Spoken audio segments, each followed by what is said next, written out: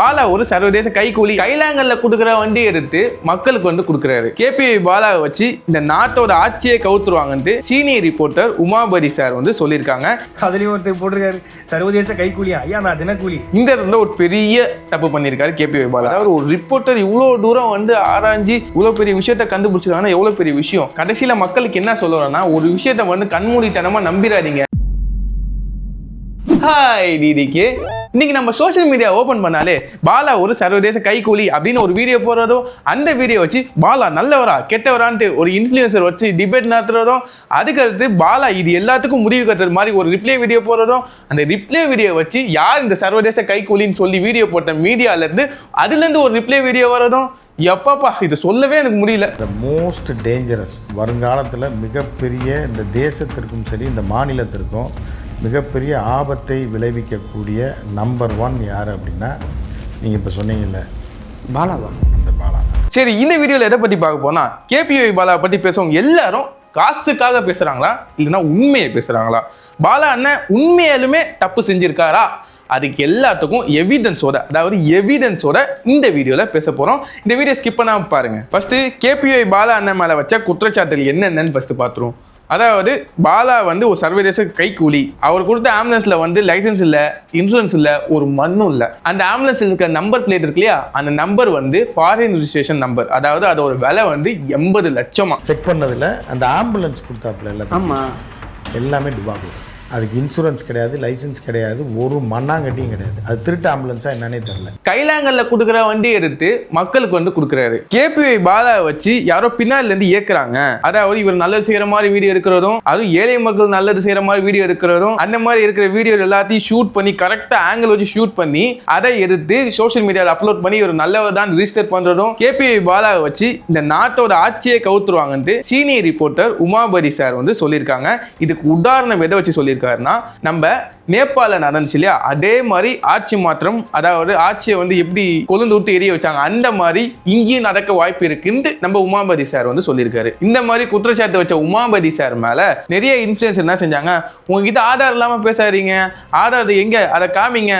கைக்குள்ளாங்களே இப்போ நான் இப்போ பாலா இப்படி பண்றதுனால வந்துட்டு பாலா இப்போ சிஎம் ஆகிடுவாங்களா? அவங்க அப்பா ஆர்ட் பேசணும் இதுதான் வந்துன்னா இவங்க யாராவது பதில் சொல்லுவாங்க. இன்னும் சில பேர் என்ன செஞ்சாங்க தெரியுமா, ஒருத்தவங்க மாட்டினா சிக்கனா இன்னைக்கு அடிச்சு குழம்பு வச்சுட்டு வந்து கிறுக்கு பசங்க, மென்டல் பசங்க எதோ பேசி ஒரு வீடியோ பண்ணிட்டு இருக்காங்க. ஸோ இதுக்கு மேலே விட்டா பைத்தியக்காரன் ஆக்கிடுவானுங்க. ஸோ அதுக்காக பாலா அண்ணன் என்ன செஞ்சாரு, ஒரு ரிப்ளை வீடியோ கரெக்டான நேரத்தில் போட்டாரு. நான் வந்து சர்வதேச கைக்கூலி இல்லை, நானே தினக்கூலிக்கு வேலைக்கு போறேன் அப்படின்ட்டு ஒரு வீடியோ போட்டுருக்காரு. அதை போய் பார்த்துருவாங்க. யார் இந்த கேபிஐ பாலா? பாலா எக்ஸ்போஸ்டு. பாலா வந்து ஒரு சர்வதேச கைக்கூலி, இவன் ஒரு ஸ்கேமு, இவன் மாட்டோன்னு நினைச்சா வாங்கடா அடிக்கலாம். இந்த வண்டி தான் அண்ணன் கேபி பாலா எனக்கு வாங்கி கொடுத்தது. இதை வந்து நிறைய பேர் என்ன சொல்றீங்க, வண்டி வந்து வாங்கி கொடுக்கல, பொய்யானது, நம்பர் பிளேட்லாம் மறைச்சிருக்காங்கன்னு வந்து சொல்றீங்க. இது வண்டி ஜெப்ட் நான் தான் ஓட்டுறேன், அண்ணன் எனக்கு வாங்கி கொடுத்த வண்டி தான். எவ்வளோ வன்மம் இல்லை. சரி ஓகே, நானும் வந்து இந்த 2 நாளாக சரி ஓகே இது ஓகே இது இப்போ முடியும் அப்போ முடியும்னு பார்த்துட்டு இருந்தேன். ஒரே ஒரு படம் பண்ணேன். அந்த படத்துக்கு அப்புறம் இவ்வளோ வந்து ஏதாவது ஒன்று பண்ணுவாங்கன்னு எனக்கு சத்தியமாக தெரியாது. ஒரு சின்ன கான்ட்ரவர்சி ஒன்று போயிட்டு இருக்கு இந்த ஆம்புலன்ஸ் ரிலேட்டடா. ஆம்புலன்ஸ் பார்த்தீங்கன்னா கொடுக்குறப்ப இல்லை டிடி அப்படின்னு சொல்லி மென்ஷன் ஆயிருக்கும். அது வந்து நாங்கள் கொடுத்த அடுத்த நாளே எங்களுக்கு தெரிய வந்துருச்சு அது வந்து டி மட்டும்தான். அன்னைக்கு பண்ண பெயிண்டிங் ரீஒர்க்னால வந்து டின்னு எக்ஸஸாக ஒன்று ஆட் ஆயிட்டுன்னு சொல்லிட்டு எஃப்சி முடிஞ்சதுனால இது நம்ம கேரேஜில் போட்டோம். அதுக்கு ரீப்ளேஸ்மெண்ட்டாக ஆம்புலன்ஸ் நம்ம கொடுத்து அது பயன்பாட்டில் இருந்துட்டு தான் இருக்கு மக்களுக்கு. அதில் எந்த விதமான பிரச்சனையும் எதுவுமே கிடையாது. ஸோ இந்த ஆம்புலன்ஸ்னால எவ்வளோ குழந்தைங்க பிறந்தாங்க, எவ்வளோ பேர் உபயோகம் அடைஞ்சாங்க, எவ்வளோ உதவி பண்ணிச்சுங்கிறத பற்றி யாருமே பேசவே இல்லை. இந்த ஆம்புலன்ஸ் வந்து ஒரு நம்பர் பிளேட், ஒரு டி பிரச்சனை, சின்ன டி, அந்த டி பிரச்சனையை வச்சுக்கிட்டு எவ்வளோ பண்ணுறாங்க. இந்த ஆம்புலன்ஸ் மூலியமாகவும் இந்த எத்தனை ஊருக்கு தண்ணி இல்லாத ஊருக்கு தண்ணி கிடைச்சி அந்த ஊர் மக்கள் வாழ்ந்துட்டு இருக்காங்க, எவ்வளோ ஆட்டோ டிரைவர்ஸ் இருக்காங்க. அது மட்டும் இல்லாமல் இந்த ஆம்புலன்ஸ் எவ்வளோ பேர் பொழைச்சிருக்காங்க இந்த ஆம்புலன்ஸ் சர்வீஸில். அது இல்லாமல் எவ்வளோ பசங்க வந்து படிக்கிறாங்க, இதெல்லாம் சொல்லக்கூடாது. அதெல்லாம் யாரும் நம்ம வந்து நல்ல பண்ணுற விஷயங்களை, பாசிட்டிவான விஷயங்கள் எதுவுமே போடுறதில்ல. ஏதோ ஒரு சின்ன டி ஸ்டிக்கர் பிரச்சனை, அதை வச்சுக்கினியும் எக்ஸ்போஸ்டு முகத்திரை கிழிஞ்சது, அதுலேயும் ஒருத்தர் போட்டிருக்காரு சர்வதேச கைக்கூலியா, ஐயா நான் தினக்கூலி, அது கூட பரவாயில்ல. இந்த ஹாஸ்பிட்டல் வந்து இவன் கட்டுறான், எப்படி இவனுக்கு உள்ள காசு?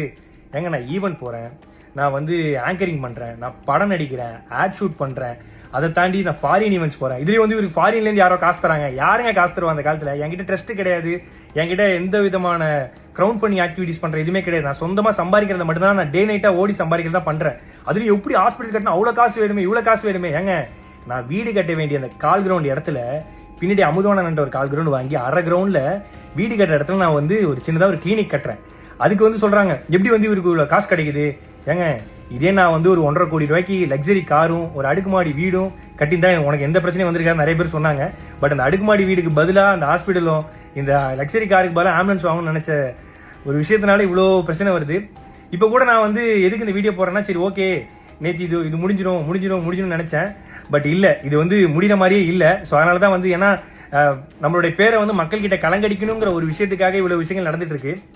பரவாயில்ல, இப்போ நான் ஏன் வீடியோ போட்டேன்னா, இதை பார்த்து நிறைய மக்கள் வந்து நிறைய பசங்க வந்து ஐயோ இப்படிலாம் பண்ண இவ்வளோ பிரச்சனை இருக்குன்னு சொல்லிட்டு பின்வாங்கிடக்கூடாது. கடைசி வரைக்கும் அவங்களால முடிஞ்ச உதவி, ஏன்னா நம்மளை பார்த்து நிறைய பேர் பண்ணிருக்காங்க. உண்மையாக வண்டி ரெஜிஸ்ட்ரேஷன் பண்ண புக்கு எல்லாமே இதெல்லாம் இருக்குது. அதுலேயும் வந்து வீடியோ எடுத்து யூடியூப்ல போட்டு சம்பாதிக்கிறான். நான் வீடியோ எடுத்து இன்ஸ்டாகிராமில் தான் போடுறேன். இன்ஸ்டாகிராமில் போட்டால் காசு கிடையாது. யூடியூப் சேனல் வச்சிருந்தா தான் காசு. என் யூடியூப் சேனல் கிடையாது. ஆனால் என்னை பற்றி தப்பாக பேசி யூடியூப்ல போட்டு தான் ஒரு சிலர் காசு சம்பாதிச்சிட்டு இருக்காங்க சமீபமாக. ஸோ நான் என்ன சொல்கிறதுன்னு தெரியல. பார்த்துக்கலாம், எவ்வளோ வன்மத்தை தாண்டி வாழ வேண்டியதாக இருக்குன்னு இப்போ தான் தெரியுது. பிரச்சனை இருக்குன்னு தான் நல்லது பண்ணுறோம். ஆனால் நல்லது பண்ணுறதுலேயே ஒரு பிரச்சனை இருக்கான்னு கேட்டால் என்ன சொல்கிறதுன்னு தெரியல. நன்றி. இந்த 2 நாளாக நான் படுற கஷ்டத்துக்கு எல்லாத்துக்கும் நன்றி. ஆனால் நீங்கள் பண்ணுறதெல்லாம் பார்த்து நான் ஓட மாட்டேன். எனக்குன்னு மக்கள் இருக்காங்க, அவங்களுக்காக நான் கடைசி வரையும் ஓடுவேன். தேங்க்யூ. வீடியோ பார்த்தீங்களா? பாலா அண்ணன் வந்து இதில் ஒரு மிகப்பெரிய தப்பு பண்ணியிருக்காரு.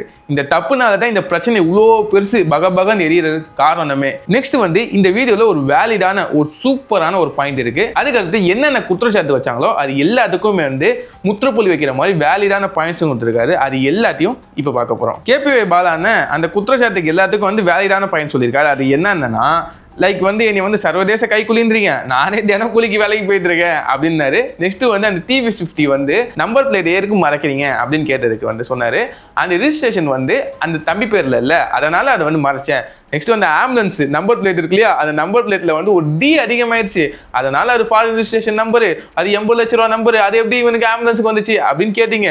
ஐயா, ஒரு D வந்து பெயிண்டிங்ல மிஸ் ஆயிடுச்சு அப்படின்னு ஒரு விளக்கம் கொடுத்துருக்காரு. நெக்ஸ்ட் அந்த ஆம்புலன்ஸுக்கு வந்து FC இல்லை, லைசன்ஸ் இல்லை, இன்சூரன்ஸ் இல்லை, எதுவுமே இல்லைன்னீங்க.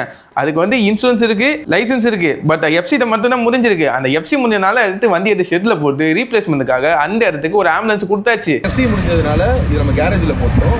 அதுக்கு ரீப்ளேஸ்மெண்ட்டாக ஆம்புலன்ஸ் நம்ம கொடுத்து அது பயன்பாட்டில் இருந்துட்டு தான் இருக்கு மக்களுக்கு அப்படின்ட்டு ஒரு வீடியோ போட்டிருக்காரு. நெக்ஸ்ட் நான் ஒரு ஹாஸ்பிட்டல்லாம் கட்டலையா, நான் ஒரு கிளினிக் தான் கத்துறேன்ப்பா, அதுக்கு இவ்வளோ பெரிய பிரச்சனையா அப்படின்னு கேட்டாரு. இந்த இடத்துல ஒரு பெரிய தப்பு பண்ணியிருக்காரு கேபிஒய் பாலா. அதாவது என்னன்னா, அவர் ஹாஸ்பிட்டலுக்கு கட்ட போறேன் அப்படின்ட்டு எல்லாரும் சொல்லும் போது அவரும் வந்து ஆமா அந்த மாதிரி ஒரு ரிஜிஸ்ட்ரேஷன் பண்ணியாச்சு. ஒரு ஹாஸ்பிட்டல் காசு இருக்கு, ஹாஸ்பிட்டல் கட்டணும், மிகப்பெரிய ஒரு எய்ம். எல்லாரும் கேட்கும் போது ஒரு மேடையிலையும் போய் ஹாஸ்பிட்டல் கட்டுறாரு பாலா அப்படின்னு சொல்லும் போது இவர் எதுவுமே பதில் சொல்லலை. நான் ஹாஸ்பிட்டல் கட்டல, கிளினிக் தான் கட்ட போறேன்னு சொல்ல வேலை. ஸோ அதனால தான் இவ்வளோ பெரிய பிரச்சனை. அது அப்பயே கிளினிக் தான் இந்த பிரச்சனை வந்திருக்காது, இவ்வளோ பெருசாக பேசியிருக்க மாட்டாங்க. பட் இந்த ஒரு பாயிண்ட்ல தப்பு பண்ணனால இவ்வளோ பெரிய பிரச்சனை பாருங்க. பிரச்சனையோட தான் வாழ போறோம் தெரிஞ்சு போச்சு, பிரச்சனையோட வாழ்ந்து பழகி போச்சு. நெக்ஸ்ட் பாலா நான் சொன்னதுலே ஒரு வேலிடான பாயிண்ட் என்ன தெரியுமா?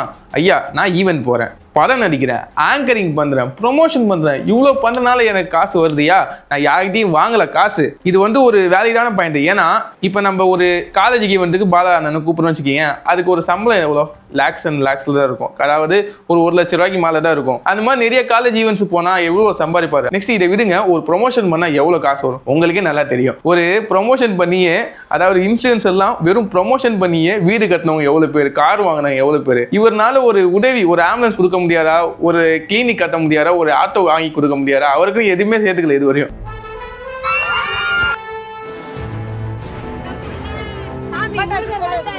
அது எல்லாம் சேர்த்து வச்சது எல்லாத்தையும் இவ்வளவு உதவி பண்றாரு. ஓகேங்களா? இதுவரையும் அவர் சம்பாரிச்ச எல்லாமே வந்து அவருக்காக எதுவுமே ஒன்று பெருசா ஒரு இடம் வாங்குறது, ஒரு கார் வாங்குறது, ரொம்ப பெரிய கார், லக்ஸரி வீடுலாம் கட்டல. இருக்கிற காசை வச்சு நிறைய பேருக்கு உதவி செய்யறாரு. பண்ண முடியாதா அப்படின்னு தான் இன்னொரு கேள்வி. மாட்டினாடா மானஸ்த. இதோட இந்த பிரச்சனை முடிஞ்சான்னு கேட்டா முடியல. இந்த சர்வதேச கைக்கூலின்னு சொன்ன அந்த மீடியா, அதாவது அந்த மீடியாவில் பேசின உமாபதி சார், அவர் வந்து அதாவது பாலா ரிப்ளை வீடியோ போட்டதுக்கு இந்த ரிப்ளை வீடியோ எவிடன்ஸோட போட்டிருக்காரு. அந்த வீடியோவோட கேப்ஷனை பார்த்தாலும் பயங்கரமா இருக்கும். அதாவது ஏதோ நியூஸ் பேப்பர் படிக்கிற மாதிரி. கேபிஒய் பாலாவை கட்டுப்படுத்துவது யார்? உமாபதி வெளியிட்ட பகீர் ஆதாரங்கள். உமாபதி கேபிஒய் பாலா எவிடன்ஸ் அப்படின்னு போட்டு ஒரு கேப்ஷன் போட்டு அவருக்கு பாலா அண்ணனுக்கு ரிப்ளை வீடியோ வருது. உமாபதி சார் அதில் பேசுறாரு. வித் எவிடன்ஸோட. அந்த வீடியோல எது எடுக்கலாம் எவிடன்ஸ்னா, இந்த ஆம்புலன்ஸ்லாம் வந்து 31 வருஷம் பழசுப்பா. அவ்வளோ 31 வருஷம் பழைய ஆம்புலன்ஸுக்கு யார் சர்டிஃபிகேட் தரா, யார் எஃப்சி பண்றா, இது எப்படி வந்து ஆம்புலன்ஸ் ஓட்டுறாங்க, அதுல யார் வந்து உயிரை காப்பாத்துறதுன்னு சொல்றாங்க. நெக்ஸ்ட் வந்து இது வந்து ஒரு ஜாம்பி ஆம்புலன்ஸ் சொல்லுவாங்க, அதாவது இது வந்து ஒரு பயன்பாட்டுக்கு தகுதி இல்லாத ஒரு ஆம்புலன்ஸ் அப்படின்ட்டு சொல்றாரு. 31 வருஷம் அந்த ஆம்புலன்ஸோட வயசு. 15 வருஷத்துக்கு மேலே யூஸ் பண்ண முடியாது. அது ஸ்கிராப்ல போடப்பட்ட ஒன்று, இல்லீகலாக ரன் ஆயிருக்கு. இது ஆம்புலன்ஸே கிடையாது அப்படின்னும் இதுக்கு பேர் ஒன்று வச்சிருக்கேன், ஜோம்பி ஆம்புலன்ஸ் அப்படின்னு குறிப்பிடுது. நெக்ஸ்ட் இந்த டிவிஎஸ், இந்த ஆட்டோ, இது எல்லாத்துக்கும் ஆதாரத்தோட எவிடன்ஸோட இங்கே ஒரு குற்றச்சாட்டு திருப்பி வைக்கிறாரு. இதே மாதிரி உமாபதி சாரை பத்தி பேசுறதும் பாலா அண்ணனை பத்தி பேசுறதும் இப்படியே போனா உங்களுக்கு சலிச்சிடும். ஸோ இப்போ நம்ம ஆட்டத்துக்கு இறங்கி வருவோம். அதாவது பாலா அண்ணன் ஃபர்ஸ்ட் போட்ட வீடியோக்கு ரிப்ளை போட்ட வீடியோக்கு, அந்த ரிப்ளைக்கு நம்ம உமாபதி சார் ஒரு ரிப்ளை வீடியோ போட்டிருக்காருல அந்த ஒரு மீடியாவில், அந்த எவிடன்ஸோட, அந்த எவிடன்ஸ்லாம் உண்மையா பொய்யா, பாலா இதனால மாற்றுவாரா இல்லையா, இது எல்லாத்தையும் இப்ப நம்மளோட ஆட்டத்துல பார்க்க போறோம். கேபிஒய் பாலா அண்ணனை சர்வதேச கைகூலின்னு சொல்றீங்களே, அதுக்கு என்ன ஆதாரம் இருக்கு? ஏன்னா இதுவரையும் எல்லாத்துக்கும் ஆதாரத்தோட பேசியிருக்கீங்க. அதாவது ஆம்புலன்ஸ் வந்து 31 வருஷம் பழசு அப்படின்னு ஒரு ஆதாரத்தை காமிச்சிருக்கேன். நெக்ஸ்ட் வந்து இந்த டிவிஎஸ் வந்து அதோட வண்டி புக் கிடையாது, வேற ஏதோ கைலாங்கல்ல போட்ட வண்டி ஒரு புக்கை எடுத்து இந்த புக்கை வந்து மாற்றி இந்த டிவிஎஸை ஓட்டிட்டு இருக்காங்க அப்படின்னு வேற சொல்லிட்டு இருக்கீங்க. இதே மாதிரி தான் ஆட்டோக்கும் பண்றேன்றீங்க. இதுக்கு எல்லாத்தையும் ஆதாரம் ஈஸியாக கண்டுபிடிக்கிறீங்களே, அப்ப இந்த சர்வதேச கைக்கூலிக்கு சொல்றதுக்கு என்ன ஆதாரம் இருக்கு? அதை இருந்தா தெரிவிங்க மக்களுக்கு. திரும்பியும் சொல்றேன், கேபிஒய் பாலா அண்ணனை வந்து சர்வதேச கைக்கூலின்னு சொல்றீங்களே, இவரை வச்சு இந்த நாட்டோட அரசியலை கவுத்துருவான்னு சொல்றீங்களே, இதெல்லாம் எவ்வளவு பெரிய டேஞ்சரான விஷயம். மக்களுக்கு நீங்க நல்லது தானே செய்யணும்னு நினைக்கிறீங்க. இவ்வளவு ஆதாரத்தை கலெக்ட் பண்ணி சொல்றீங்க, இது ஒரு ஆதாரத்தையும் மக்களுக்கு காமிங்களேன், அவங்க தெரிஞ்சுக்கிட்டுமே. பாலா அண்ணனை வந்து சர்வதேச கைக்கூலின்னு சொல்றீங்க, அதாவது இவரை விட்டு அந்த நாட்டுக்கே பிரச்சனை, இவர் பெரிய பிரச்சனை விளைவிப்பார் அப்படின்னு சொல்றீங்க. இந்த மோஸ்ட் டேஞ்சரஸ், வருங்காலத்தில் மிகப்பெரிய இந்த தேசத்திற்கும் சரி இந்த மாநிலத்திற்கும் மிகப்பெரிய ஆபத்தை விளைவிக்கக்கூடிய நம்பர் 1 யார் அப்படின்னா, நீங்கள் இப்போ சொன்னீங்கல்ல பாலாவா, அந்த பாலா. இந்த விஷயம் NIAக்கே தெரியாது, அதாவது நேஷனல் இன்வெஸ்டிகேஷன் ஏஜென்சிக்கே தெரியாது. இந்த விஷயம் உங்களுக்கு தெரிஞ்சிருக்குன்னா எவ்வளோ பெரிய விஷயம். அதாவது ஒரு ரிப்போர்ட்டர் இவ்வளோ தூரம் வந்து ஆராய்ஞ்சி இவ்வளோ பெரிய விஷயத்த கண்டுபிடிச்சிருக்காங்கன்னா எவ்வளோ பெரிய விஷயம். ஆனால் அதுக்கேற்ற எவிடன்ஸ் வந்து வெளியிடுங்க, மக்கள் தெரிஞ்சுக்கிட்டுமே. நெக்ஸ்ட், மக்கள் வந்து பாலா அண்ணனை வந்து கண்மூடித்தனமா நம்புறாங்க. அதாவது இவர் பின்னாடி இவ்வளவு பெரிய நெட்வொர்க் இருக்கும் நம்மளுக்கு தெரியாது, நாட்டுக்கு இவ்வளவு பிரச்சனை வரும் நம்மளுக்கு தெரியாது, இவர் வந்து நாட்டோட ஆட்சியை மாற்றுவாரு அப்படின்னு நம்மளுக்கு தெரியாது. இவ்வளோ விஷயத்த வந்து கலெக்ட் பண்ணி நம்ம உமாபதி சார் வந்து பேசியிருக்காரு. இதுக்கு எல்லாத்துக்கும் எவிடன்ஸ் நம்ம கிட்ட கூட காமிக்க வேணாம், அந்த எவிடன்ஸ் எடுத்து கோர்ட்ல கேஸை போட்டு அதுல யார் மேல தப்புன்னு தெரிஞ்சா போதுமே. நெக்ஸ்ட் ஒரு சிரிப்பான விஷயமே, கேபிஒய் பாலா அண்ணா வந்து வீடியோ, அதாவது ஹெல்ப் பண்ற வீடியோ போட்டு நிறைய சம்பாதிச்சிட்டாரு அப்படின்னு ஒரு பெரிய ஒரு விஷயத்தை பத்தி பேசிட்டு இருக்காங்க. எனக்கு இதை கேட்கும் போது எனக்கு சிரிப்பா தான் வருது. ஏன்னா பாலா அண்ணா, கேபிஒய் பாலா அண்ணா வந்து இன்ஸ்டாகிராம்ல வீடியோ போடுறாரு. அதாவது இந்த சர்வதேச கைக்கூலின்னு சொன்னாங்க இல்லையா, அவங்க வந்து இந்த யூடியூப்ல வீடியோ போடுறாங்க. ஃபர்ஸ்ட் வீடியோட லென்த் எவ்வளவு தெரியுமா? 1 hour 2 நிமிஷம். கிட்டத்தட்ட 20 லட்சம் பேருக்கு மேல பார்த்துருக்காங்க. 2.2 மில்லியன் வியூஸ் போயிருக்கு. Next video reply video Bala அண்ணா போட்டார் இல்லையா, அதுக்கு அடுத்த வீடியோ எவ்வளவு நிமிஷம்னா 1 hour 7 நிமிஷம். அதுக்கு எவ்வளவு வியூஸ் தெரியுமா? 8 லட்சம் வியூஸ் மேல போயிருக்கு. இப்போ இந்த இடத்துல யார் சம்பாதிச்சிருப்பான்னு உங்களுக்கு நல்லாவே தெரிஞ்சிருக்கும்.